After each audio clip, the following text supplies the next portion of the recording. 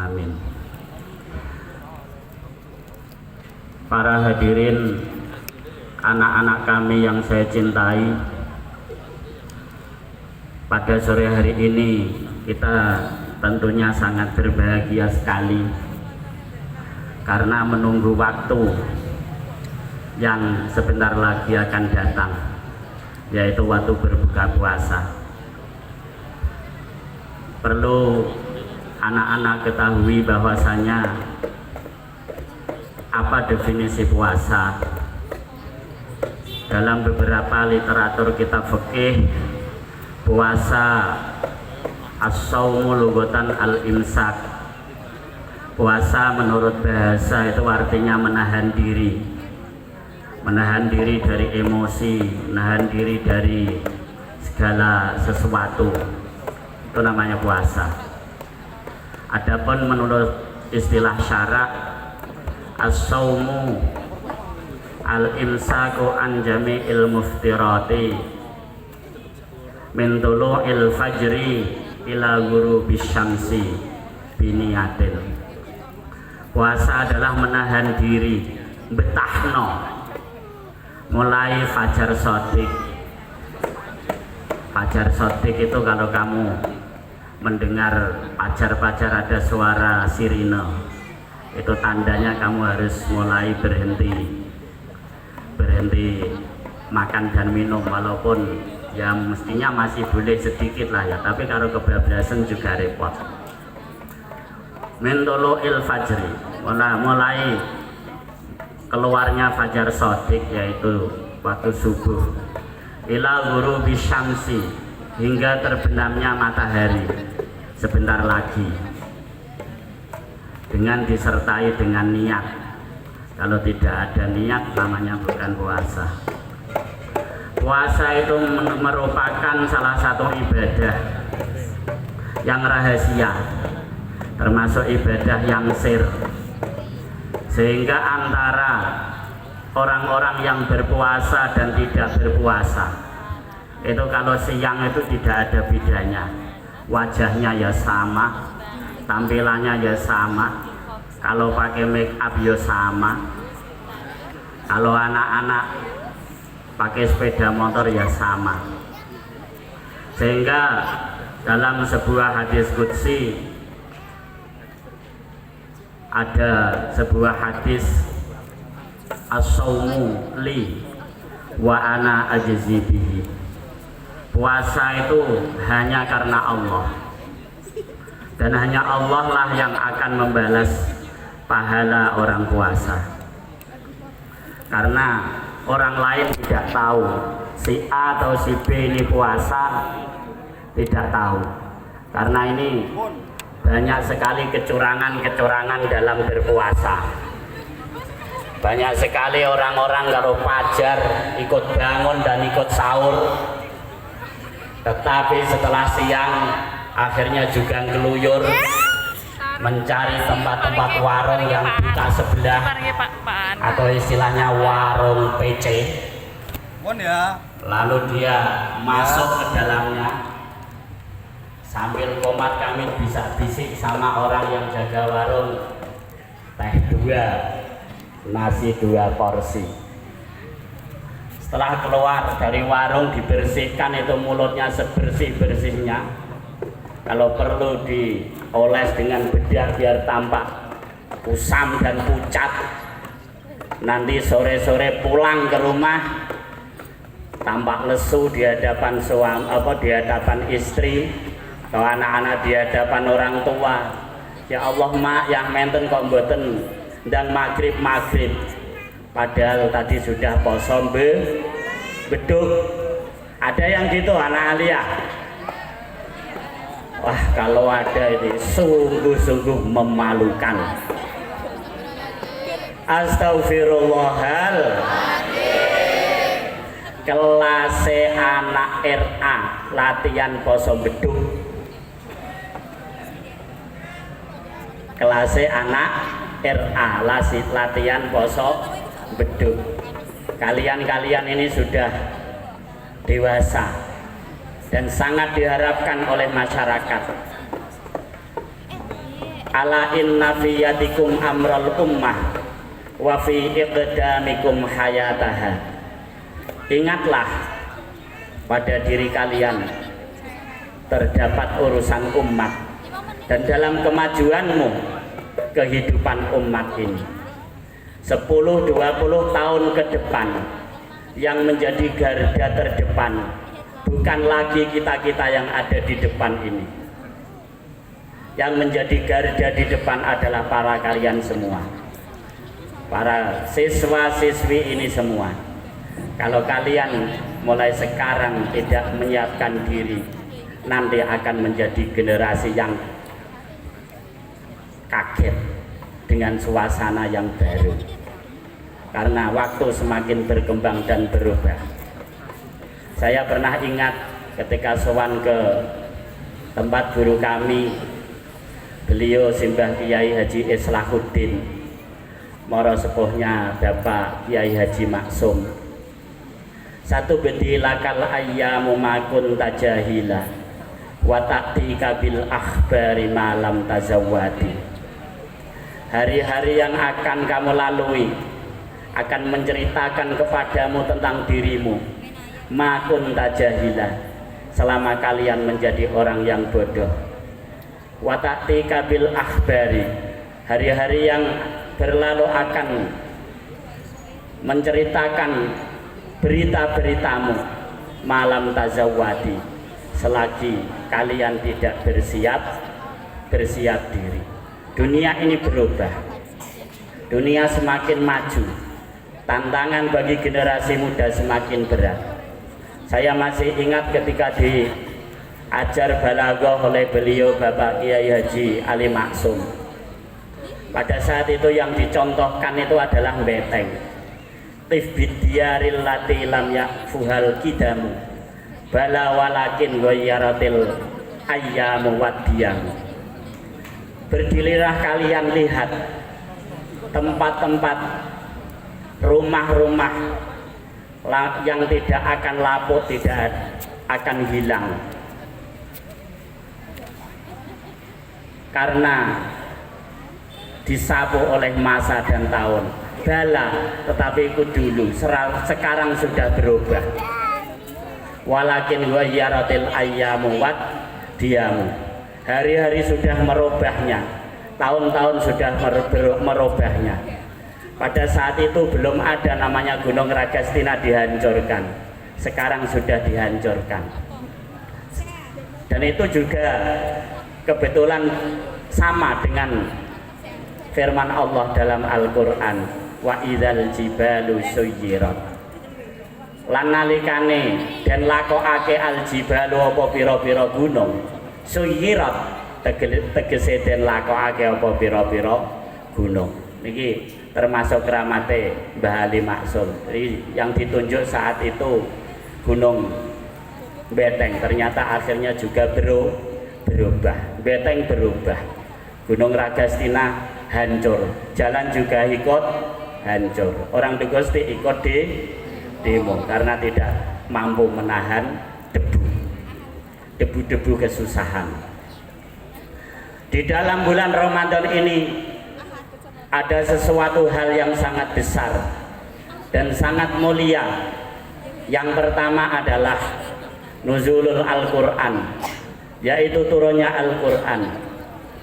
Diterangkan dalam surah Al-Qadr, Allah menurunkan Al-Quran pada bulan Ramadan, yaitu pada Lailatul Qadar. Jadi yang pertama, yang paling agung dalam bulan Ramadan adalah nuzulul Quran, dan yang kedua adalah Lailatul Qadar. Lailatul Qadri khairum min alfi syahr. Lailatul Qadar itu lebih baik, lebih utama, lebih agung daripada 1000 tahun. Khairun min alfi syahr, daripada 1000 bulan. Min alfi syahr, daripada 1000 bulan. Tanazzalul malaikatu warruhu fiha, biizni rabbihim min kulli amrin salamun hiya hatta matla'il fajr. Itu gambaran Lailatul Qadar. Sebenarnya caranya mendapat Lailatul Qadar itu mudah, tapi berat. Mudahnya bagaimana? Kalau kita pada malam hari bulan Ramadan selalu beribadah sepanjang malam, pasti mendapatkan Lailatul Qadar. Tapi kalau kita kepingin mendapat Lailatul Qadar, hanya apa mencegat itu apa bahasa Indonesia? Hanya menunggu pada hari-hari yang ganjil, bisa jadi Lailatul Qadar itu turun di awal Ramadan, atau pada akhir bulan yang ganjil bisa jadi Lailatul Qadar itu turun di tengah Ramadan. Jadi kalau kita kepingin mendapat Lailatul Qadar, maka pada bulan Ramadan 1 bulan penuh kita beribadah kepada Allah Subhanahu wa Ta'ala, pasti kita mendapatkan Lailatul Qadar. Walaupun kita tidak tahu pada tanggal berapa dan pada malam berapa bulan Lailatul Qadar itu atau hari Lailatul Qadar itu. Pada ayat tersebut Allah berfirman, inna anzalnahu fi lailatul qadr. Allah menggunakan kalimat anzalna. Pada ayat lain Allah menggunakan kalimat fi'il wa nunazzilu minal qur'ani ma huwa syifaa'u wa rahmatul lil mu'minin. Apa beda anzala dan nazzalna? Apa beda anzalna dan nazzalna? Apa beda nazzala wa nunazzilu? Ketika Allah berfirman dalam surah Al-Qadr menggunakan kalimat anzalna, itu menunjukkan bahwasanya Allah menurunkan Al-Quran duf'atan wahidah, sak gemblengan cara bahasanya. Nggih, min lauhil mahfud ila sama'id dunya, dari lauhil mahfud pada langit dunia. Lalu kemudian Allah menurunkan Al-Quran ala hasbil waqa'i wa asbabin nuzul, tergantung kejadian-kejadian yang dibutuhkan untuk turunnya Al-Quran dan tergantung asbab-asbabun nuzulnya. Allah berfirman wa nunazzilu minal Qur'an, dan kami menurunkan Al-Quran tadrijian, secara berangsur-angsur selama 2 bulan 22 hari dan 22 tahun. Banyak ulama menyebutkan Al-Quran turun dalam waktu 23 tahun. Ini termasuk keagungan Al-Quran adalah sebagai syifa. Apa artinya syifa? Adalah obat. Wa nunazzilu minal Qur'an, dan saya turunkan Al-Quran. Jadi min di situ tidak boleh diberi makna sebagian dari Al-Quran. Imam Suyuti berpendapat min di situ tidak boleh difahami sebagai min tabaid atau yang mempunyai makna sebagian. Li'anna kullal Qur'ani kulluhu syifa'un, karena semua Al-Quran itu adalah obat, tidak bisa dimaknai sebagian dari Al-Quran. Kalau anak-anak belajar alfiyah bab huruf jar, ingat ba'id wa bayin wa betadi fil amkinah bimin waqat ta'tili ba'dil azminah. Jadi ba'id becek nuduhno makna tabaid sebagian, tapi untuk ayat ini min tidak boleh diartikan sebagian. Li'anna kullal Qur'ani kulluhu, li'anna kullal Qur'ani kullahu syifa, karena semua Al-Quran itu adalah syifa, itu adalah obat. Wa rahmatul lil mu'minin, dan Al-Quran sebagai rahmat, sebagai belas kasihan Allah kepada semua orang mukmin. Wala yazidudz zalimina illa khasara, dan Allah tidak memberi tambahan kepada orang-orang yang zalim, orang-orang yang aniaya, orang-orang yang senantiasa jauh dari Al-Qur'an, illa khosaro, kecuali apa? Kecuali kerugian. Dan Al-Qur'an merupakan ibadah. Membaca Al-Qur'an merupakan ibadah umat Rasulullah sallallahu alaihi wasallam yang paling mulia. Sebagaimana sabda Rasulullah sallallahu alaihi wasallam, afdalu ibadati ummati qiraatul Qur'an, wa fi riwayatin afdalu ibadati ummati tilawatul Qur'ani nazran. Ibadah umatku, umat Rasulullah sallallahu alaihi wasallam yang paling utama adalah membaca Al-Qur'an. Wa fi riwayatin nazran, dengan melihat mushaf. Walaupun hafal Quran tapi tetap melihat mushaf. Mengapa kita membaca Al-Qur'an melihat mushaf? Karena an-nadharu ilal mushaf kafaratun lidunubil uyun. Melihat mushaf dalam membaca Al-Qur'an sebagai kafarah, sebagai tebusan dosa-dosa mata kita, dosa-dosa penglihatan kita yang senantiasa setiap hari banyak dosa yang tidak terhitung. Nih, maka dari itu marilah para anak-anakku sekalian, kita senantiasa selalu mengaji Al-Qur'an, selalu membaca Al-Qur'an sesuai kemampuannya masing-masing. Yang sehari kuat 1 juz silahkan diistiqomahkan, yang kuat 2 juz atau lebih silahkan diistiqomahkan. Karena Rasulullah sallallahu alaihi wasallam bersabda, wa warada fil khabar 'anin nabi shadiqil abar sallallahu alaihi wasallam annahu qala al jannatu mustaqatun ila arba'ati nafarin. Utawi swarga iku rindu, mustaqatun rindu. Anak-anak pernah rindu apa enggak? Kangen ora betah wis pol kudu ketemu, itu namanya rindu. Kayak ngene iki rindu dengan suara sirine tanda apa? Maghrib. Kepada 4 golongan. Siapa itu? Talil Quran. Yang pertama adalah orang-orang yang selalu membaca Al-Quran. Karena kalian-kalian yang selalu membaca Al-Quran sangat dirindukan oleh surga. Allahumma. Yang kedua, wahafidul lisan, orang yang selalu menjaga lidahnya, tidak sembarangan membuat konten-konten yang hoax, mencaci maki, menfitnah dan lain sebagainya.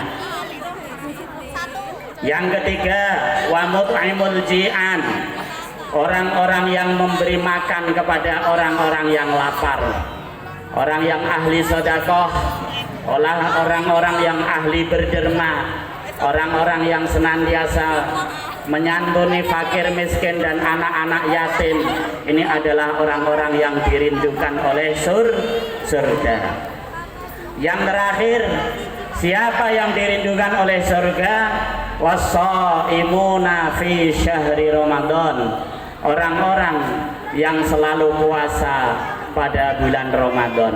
Sebagai penutup, semoga kita semua, puasa kita, bacaan Quran kita, ibadah kita diterima oleh Allah Subhanahu wa Ta'ala, dan senantiasa kita menjadi orang-orang yang ahlul Quran.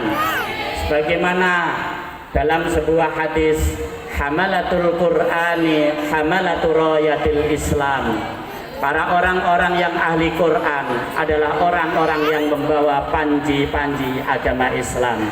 Dan semoga itu termasuk kita semua dan anak-anak kita, amin Allahumma amin.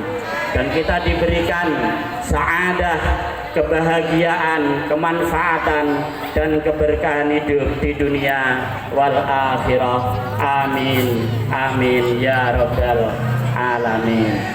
Allahumma arhamna bil Qur'an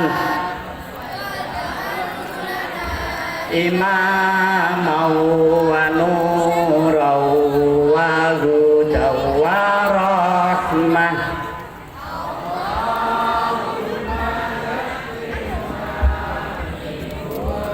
Nasina wa alimna minhu ma jahidna warzuqna tilawatahu ana al-laili wa atrafan nahar ajulana hujjatai ya Rabbal Alamin. Demikianlah yang mungkin bisa sampaikan pada sore hari ini. Kurang lebihnya apabila ada tutur kata yang kurang berkenan, kami mohon maaf yang sebesar-besarnya. Wallahul muwaffiq ila aqwamit thariq. Wallahu yahdi ila sawa'is sabil. Wallahu yaqdi bihibadin wafirah li wa lakum fi darajatil akhirah. Wal afu minkum. Wassalamu alaikum warahmatullahi wabarakatuh. Waalaikumsalam warahmatullahi wabarakatuh.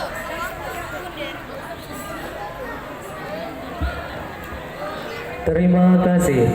Hadirin yang berbahagia, telah tiba acara yang terakhir yakni penutup. Dilanjutkan dengan buka bersama. Marilah kita tutup dengan bacaan hamdalah. Alhamdulillahirabbil alamin. Demikian acara demi acara telah kita lalui bersama. Kami atas nama panitia dan saya sebagai pembawa acara mengucapkan terima kasih yang sebanyak-banyaknya.